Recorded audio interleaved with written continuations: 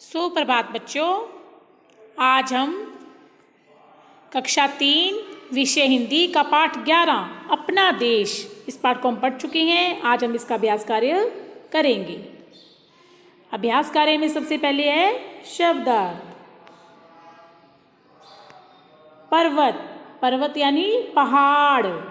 कंगूरे, कंगूरे गुंबद, क्या होता है कंगूरे? गुंबद। बलिदान, हमारे देश के लोग अपनी मातृभूमि के लिए अपना बलिदान भी कर सकते हैं, यानी अपना त्याग। मरुथल, मरुथल क्या होता है? रेगिस्तान या फिर मरुस्थल, मरुस्थल या फिर रेगिस्तान। गढ़ने, गढ़ने यानी बनाने। महान, महान बड़ा, महान किसे कहते हैं? बड़ा। सर्व यानी सब। आगे शब्द हैं उच्चारण के लिए, ये आपको मेरे पीछे बोलने हैं। मैदानों, सबसे पहले क्या है? मैदानों। मंदिर, मंदिर। मस्जिद, मस्जिद। गिरजे, गिरजे। रीति, क्या है? रीति। प्रेम, प्रेम। आगे प्रश्न है, सोचिए और बताएं। हमारे देश को किसकी खान बताया गया है? हमारे देश को सभी सुखों की खान बताया गया है। किसकी खान बताया गया है? सभी सुखों की। दोबारा देखो, हमारे देश को सभी सुखों की खान बताया गया है। सब लोगों की आन कैसी बताई गई है? सब लोगों की आन समान बताई गई है कि सब लोगों की इज्जत कैसी है? एक समान है, किसी की इज्जत कम नहीं है, किसी की ज़्यादा नहीं, सबकी समान है। सब लोगों की आन समान बताई गई है। अगला प्रश्न है, हमारा देश मरुस्थल में भी कैसा लगता है? क्या प्रश्न है कि हमारा देश मरुस्थल में भी कैसा लगता है?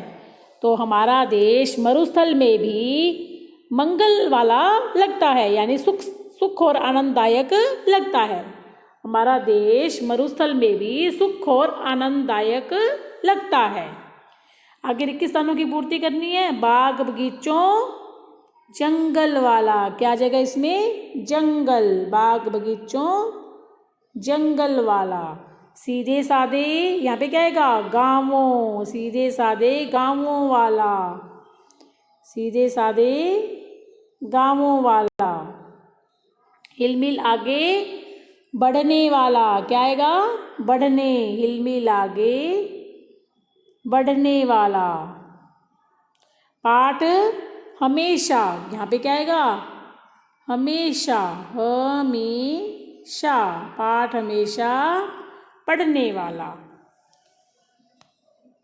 आगे है सही क्रम में पुनः लिखें, यानी ये लाइनें जो लिखी हुई हैं ये वाक्य उल्टे पुल्टे हैं, है ना? तो जो पहले आएगा उसे पहले, जो बाद में आएगा उसे बाद में लिखना है। तो पहले गढ़ कुट्टो कंगूरों वाला, मंदिर मस्जिद गुर्जों वाला, लंबे चौड़े शहरों वाला, सीधे साधे गांवों वाला। तो सबसे पहले कौन सी लाइन आएगी? मंदिर मस्जिद गिरजों वाला, ये 1 नंबर पे आएगी ये वाली लाइन। मंदिर मस्जिद गिरजों वाला। फिर उसके बाद गढ़ कोटों कंगूरों वाला, ये आ जाएगी। फिर सीधे साधे गांवों वाला, और लास्ट में ये लंबे चौड़े शहरों वाला। तो इस प्रकार से लिखनी है। सबसे पहले मंदिर मस्जिद गिरजों वाला, फिर गढ़ कोटों कंगूरों वाला, फिर सीधे साधे गांवों वाला, और लास्ट में लंबे चौड़े शहरों वाला। आगे प्रश्न है, हमारे देश को सभी सुखों की खान क्यों बताया गया है?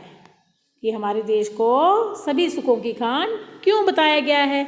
क्योंकि हमारे देश में पर्वत, मैदान, खेत खलियान, बाग बगीचे, जंगल इत्यादि सब है, जिनमें हमें सभी वस्तुएं प्राप्त होती हैं, है ना?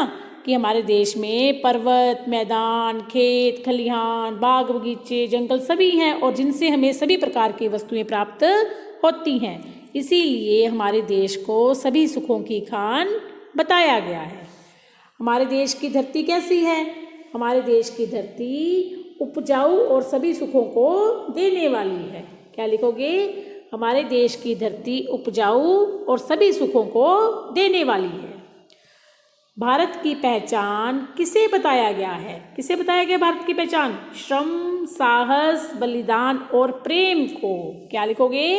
श्रम, साहस, बलिदान और प्रेम को भारत की पहचान बताया गया है। हमारे देश की क्या क्या विशेषताएं हैं? क्या क्या विशेषताएं हैं? कि यहाँ पर प्राकृतिक संपदा, यानी प्राकृतिक संपदा क्या है? प्रचुर मात्रा में है ना। और विविधता में एकता है। सभी लोग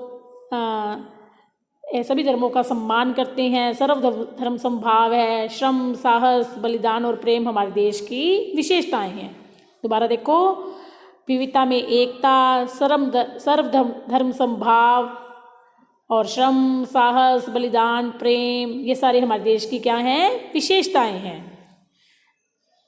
अगला प्रश्न है, भारत देश को महान क्यों कहा गया है?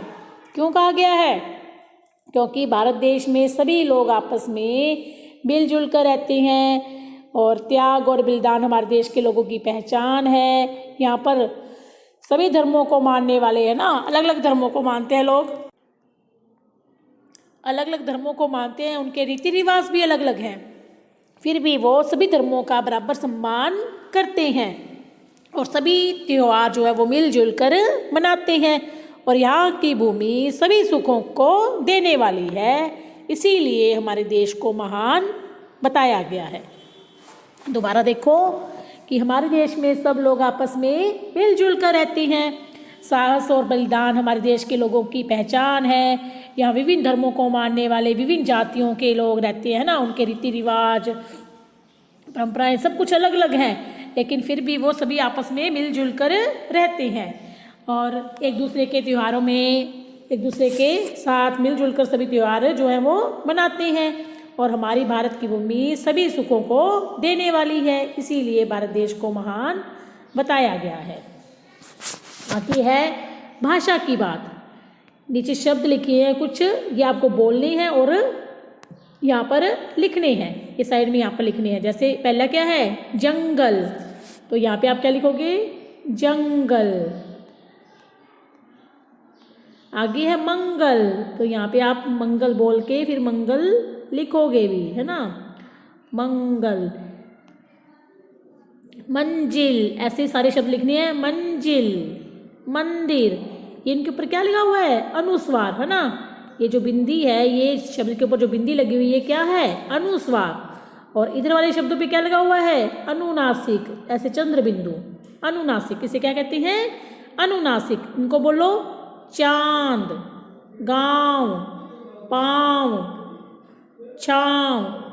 तो इस प्रकार से इनको बोलना है और इधर साइड में लिखना भी है।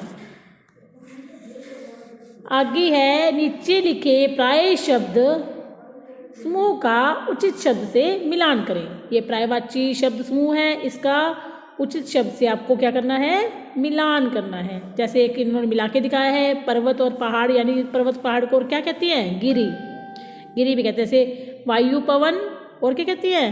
हवा, तो हवा से मिला दो इसको। जल, नीर, जल को और क्या कहते हैं? पानी। पृथ्वी, भूमि, धरती। पंकज, नीरज, कमल। विटप, वृक्ष, वृक्ष किसे कहते हैं? पेड़ को, है ना, पेड़। तो इनको ऐसे आप आपस में मिलाना है और इनको कॉपी पे भी करना है। धन्यवाद।